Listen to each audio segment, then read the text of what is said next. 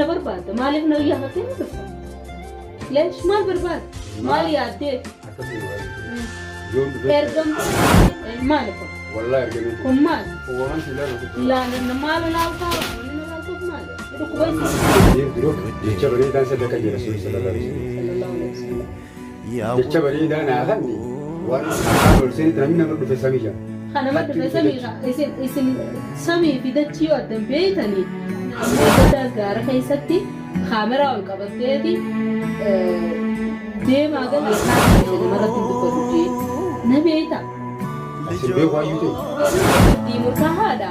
Jaartii teenyaa jechuun keessani moo lakkii ana akka obboleettii takkaatti wayite aarifoon waan aarifoon na biraa deemu na dhaalta. Assalaamu alaikum warahmatullahi wabarakatuh. Kabajamtoota hordoftoota kiyya jirra jirtu warreen kiristaanaatti tashamaa akka fuudhe kabajamtoota kiyya salaamanni kiyya iddoo jirtanitti oromoo kiyya hunda keessan kan kaabaa kibba jirtan kan biyya alaatti biyya keessa jirtan iddoo jirtanitti salaamanni kiyya isin haa ga'u isiniin jecha egaa irra maal qabattee dhufte jechuun keessan oolamu waan ajaa'ibaatiin qabattee dhufe egaa akkuma viidiyoo kiyya hadabree irratti ilaaltanitti ayyaantuu yookaan ayyaan faamilii yuutuuba hedduu fayyadamtii jaartii aarifoodhaa jechuudha. Ayyaan ni beektan na caalaa beektan jaarsisii ilmoo godhatti dhiiseetii karaa biyyaa dabre karaa biyyaa gahee biyya jira. Egaa jaarsaa fi jaartiin wal dhabanii wal lolanii akkasuma egaa jaarsii ilmoo godhatti dhiiseetii karaa biyyaa dabre deemee biyya jira. Egaa jaarsaa fi jaartiin wal dhabuun duruma jirti. Inni sirriin goone aarifoon naaf inni firummaa qabna raahimummaa qabna ni beektanii akkasittiin isii tana ani tura keessaan dhagee akka walitti dhiyeenya waan hin qabne akka jaarsii isii dhiisee deemee tura keessaan dhagee jechuudha. Akkasitti guyyaa takka isii rakkinni haalli yeroodhaa isii mudatee gaara keessa jirtu bira dhaqee viidiyoo isin irraa waraabee viidiyoo sana agartanii jirtanii Nasruun biratti na ergee jechuudha. Nasruun biratti na ergee isii fi jaartii isaa isii gaara keessa jirtu, isii gaara keessa raftu, isii rakkoon adda addaa itti jirtu, isii da'iifaa, isii garaa qabdu ni beektan baay'ee waan jee isinii himuun qabu akkasitti na gaddisiistee dhugaadha abbaan mana siinaaf rahima kiyya ta'us ani isiin dhalaadha isiin dhugaa isumaan deeggara. Ifti akkas gootee nama biraa hin deemtu akkas nama gooteeti rakkadhee isii wajjii rakkadhee qabee gaara galchee ati fira isaati maal na biraa gootallee naan jettee naan lolloltee akkasitti wajjiin haasawuu wallaalee arraan tana biratti deebi'ee itti bilbilee ayyuu dhufuttiin jiraa siin laaluu fadhaa jee mana jijjiirrattee dhala biraa gargaarsa feetii biraa dhaabbachuu feetii. Bakka jaarsi isin jirti illee nuti illee gargaaruu nu dandeenya. Haa ta'u waa'ee jaarsaa jaartiin ableen wal diree yeroo inni deebi'u yoo rabbiin jiru yoo rabbi fedhe namni addaan hin bahu yoo isaan adda baanachaa oolan jechuudha. Akkasitti har'a isiidhaan laalaa jee mana isiin jijjiiratte gaggaafadhee isii bira dhaqee hoggaan ol dhaqu isiin kunoo ani quban qabu ofirraayi.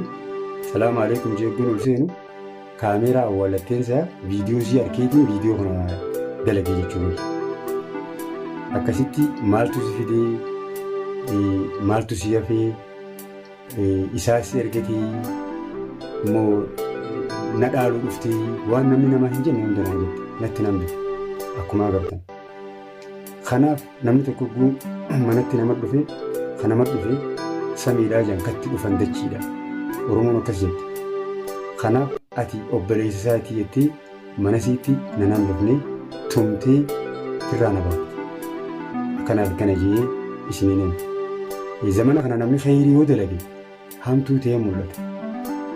Zamana namni dhugaa dubbatu kijibaa ta'ee namni kijiba dubbatu jaalatamu keessa jirraa jechuudha.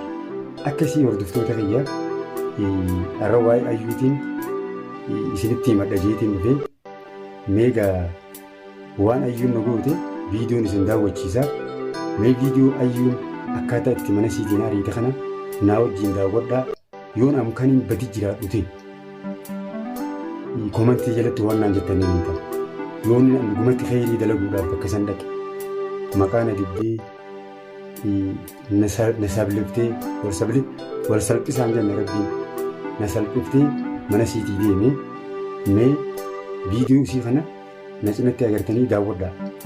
Walitti deebinaa viidiyoo daawwanneeti mee viidiyoo kanaa hojii daawwadhaa waan isiin na gootee jechuudha.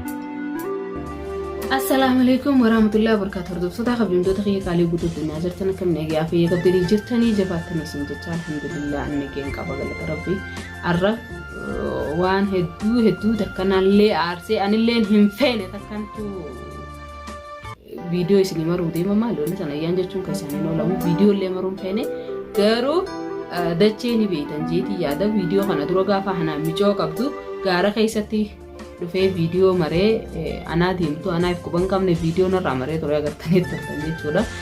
Ani yeroo sanillee nafottu jeellee isillee yaammanne yoo viidiyoo kana agartu taate ammallee maal barbaada akka mana kiyya dhufuu deemu hin beeku malee adee akka dhufuu deemu hin beeku jechuudha.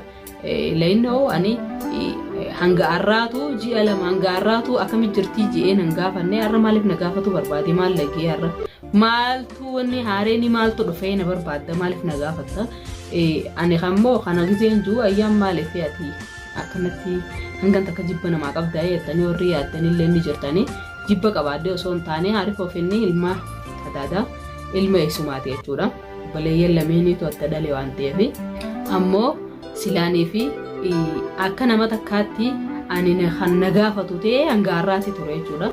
Ammoo inni na gaafatuuf wanni mana jirtaa jeen addawwalee mana kiyya dhufuu barbaaduuf walumaan kan daawwannu taha nafaana tura kaamera kiyya fayyaddeetiin jechuun inni dhufe eegalchiisa nafaana tura waan akka barbaadu maaliif akka dhufu mana kiyya ilaa mana kiyya waan isa fidu jechuudha. Ani gaafasis gaara keessa dhufee wanni viidiyoo narraa mareefis gammachuutti qabaateen beeku ani walumaan laalla nafaana gaara tura.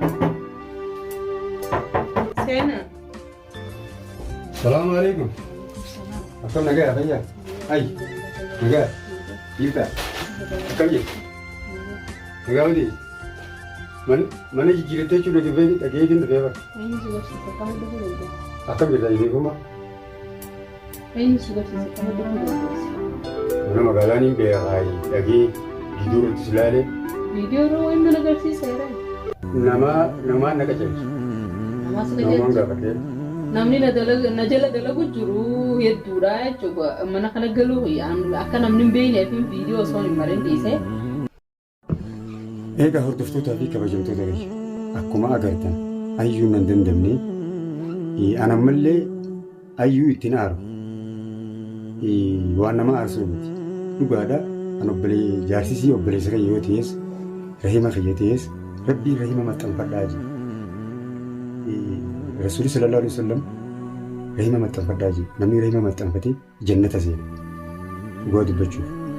Kanaaf ayyuun waan kana irraa hin eenye mana siitii dur nama kabajaa qabu arra kanan kabajin na salphiftee na baatte hedduun gadi.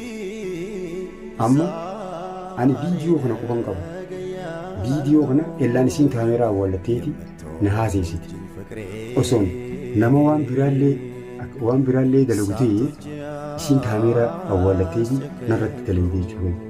Ajaa'iba natti taate amma viidiyoo abbaan arkee viidiyoo kana ajaa'ibsiifadheetiin gabbuu irratti haasee jechuudha. Takkanaaf hordoftoota kana namni tokko obsa qabaachuu qaba. Aarifoo isii darbeef ani isii darbuu hin danda'u. Garaan haadhaa saara buqqeedhaa itti Oromoon garii jallaa dhaleeti garii diriiraa dhale. Kanaaf ayyuun hin dandamne jechuudha. Ayyuun isinitti himachuudha. Hordoftoonni isiitiis hordoftoonni kiyyaas harka obboleeyyan keenya. Kanaaf natti hambifne niin salphate rabbi nu salphisin yoo nun an gotti bajii qabaate mee laalaa har'a isinitti himata dhufe warreen waanaan jechuuf feetaniis asumaan kawaanaan jettanis galatoomaa kana baarsanis galatoomaa takkanaati ayyuu waan na goote waan nan godhin hin qabdu jechuudha. Ammallee abdii irraa muratu bira dhiqeetumaan fayyifachuu deema. Ellaan dhalaadha ni aarti namni aare waan fedhe godha. Ani ammallee ni fayyisa. Ani jaarsii waan malee irratti dalagee waan malee irratti dalagee. Ani dhalaadha ni gargaara. Gargaaruun fedha. Cinaa dhaabbachuun fedha. Aartee waan feetanaan jettus isinis harkaa hordoftoota keenya. Hordoftoonni siitii jechuudha. Takkanaatii waan akkanaan na qunname mee viidiyoo ammas viidiyoo lama ta'an isin daawwachiisa. Mee viidiyoo na hojii daawwadhaa honooti walitti deebinee hojii haasa'ina. Namni ni beekaa jechuudha. Namni na jala dalagu jiru hedduu. Asi jalaan dalagu jiraata. Maal namni si jala dalaganii? Ati biifoo amma gargaarsa ta'edha. Wani dhufeetti si laala siin jeesi bilbilee. Fayyaan qaba gargaarsa rabbii malee kan Wani si cina jirraa innee dhufneef. Gargaarsa ilma namaa abadan hin fadhu. Amma ayyuu teenya barra mana keetiin dhufeera. Fuulli keetuu nagaatii miti bara. Laa maaliif dhuftee yooti maaliif dhuftee?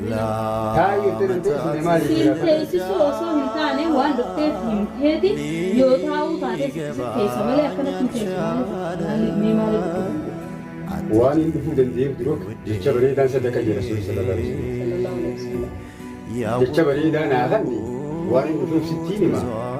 Akkaan ol seenitti namni nama dhufe samii jira. Kanama dhufe samii isin samii fi dachii yoo addan beeytanii ammoo waan dhufteef bichaa naa bireen gaddaas gaara keessatti kaameraa ol qabatteeti deemaa gala maafree gaariif gooti beekaatii dhufe namarratti hin dubbatu na beeyta. Isin beeku hayyuu ta'e. Nan beeytu silaa na beeyte quuqama biyya qabaattee hanga har'aatii akkamitti jettee narraa fakkatu. Hoggaa baatii lama jedha lama. Biyyaan ta'e akka kiyyaatu. Eessa seentee? Gaafaan shaaraarra deddeemu sammaan hin barbaadin. Amma maaliif na barbaadu? Moo amma qubattee jirtii murtaahaadha. Jaartii teenyaa jechuu keessani moo? Lakki ani jaartii teenyaa miti. Ani akka obboleettii takkaatti wal ta'e. Aarifoon si biraa deemus ani ati waan aarifoon naaf. Aarifoon na biraa deemu na dhaalta. Ayyaana jettee naa jiru. Maaliif? Akka namummaatti ati intala dhalaati. Moo waan inni nan bisee naaf itti siin jeesee ergate obboleeyyanii bari sallameen ilma adaadaa jechuun obboleessa. Obboleeyyanaan hin jennu. Ani amma akka obboleeyyanaan hin jenne silaa obboleessa ta'e silaa isaaf obboleessa ta'e gaafa deemu san inni naa mari'atu qabatu. Obboleessa isaa xiqqaanuu ni mari'ate. Obboleessa. Egaa hordoftootaa fi kabajamtoota keenya dubbii isinii guddadheetiin jira dhiifama. Egaa hainarraa beeyi. Waan hin angeesseef akkasuma irra darbiteeti na salphiftee ganna baaftee jechuudha. Waa namni gatii namaa beekuun bareedaadha. Ayyuu nama kanaas hin seenne obboleettii. Rabbi si haa qajeelchu. Ani isaan ta'uu hin danda'u. Naaf isaan abbaan tokko wajjin hin danda'u. Haadha teenyaa irra hima. Haadha teenyaa fira. Sanii fi yochi irra hima taane malee akka inni si godheen si godhaaf miti. Ani khayriin dalagaatu sharrii natti dhiye jechuudha. Kanaaf ayyuu ta'e irra deebii if gamaggame waan na goote sana akkana nama godhu yoo dhuguma sirrii taate. Kanaaf hordoftoota keenya yoon badii qabaadhe badii na muraa yoon badii qabaachuu baaddees araarama nu jidduu laalaa manguddoon teenya isinii jechuudha. Egaa hordoftootaa fi kabajamtoota keenya hordoftoonni siitis warreen yuutuuba kiyyaaf haaraa warreen chaayinaala kiyyaaf haaraa taatan sabskiraayib godhuu hin dagatina. Asumaanuu nu cinaa dhaabbaan jajjabeessaa hanganumaan isiniin jechuu dhufee mee viidiyoo biraa irrattis ijibbaata numaan godhu hanga isin itti fayyadu takkatti dhalaadhaa aaree bakka itti raafu hin qabu. Takkanaati nagaa ta'aa naa jiraadhaa dubbii isinitti guddadhu. Baay baay hangaan viidiyoo haaraa qabadhee isinii dhufu nagaa. Isa xiqqishaanuu mari'ateetiif baafatee magaalaa kana ani yoo obboleessa kanii ta'uu ta'e dhufee bo'aan deemuu fi deemanaan jee dhaabu haqaran rabbiin hayne sabira jira. Ani maqumaa fi obboleessa maqaa fi obboleessa taane anaafatti obboleessa yoo dubbii tana jala chidee. Ani amma akkaataa itti deemjetta gaara keessa dhufe sana akkaataa sallaalee سيكوبا سببا أنا مشيو سجلك سببا أنا مشيو أبامتي مشيو سنيجا تمشي هذه تمشي بعد ما ناسي gara isa akkaataa itti jirtu sun arkeetiin silaaluudhaan kun silaaluun fi waa badii isaan fira ta'uudhaaf silaalu yoo isaanii fira hin taanes firummaan akkana yaa haa gammachuu gartee miti akka nama natti waan biraa qabu eeganii fi ani waan hunda keessa dabree waa hunda dabarse diriiraa gisee dhuftu kana ayyuu teenya laa anteessanii miti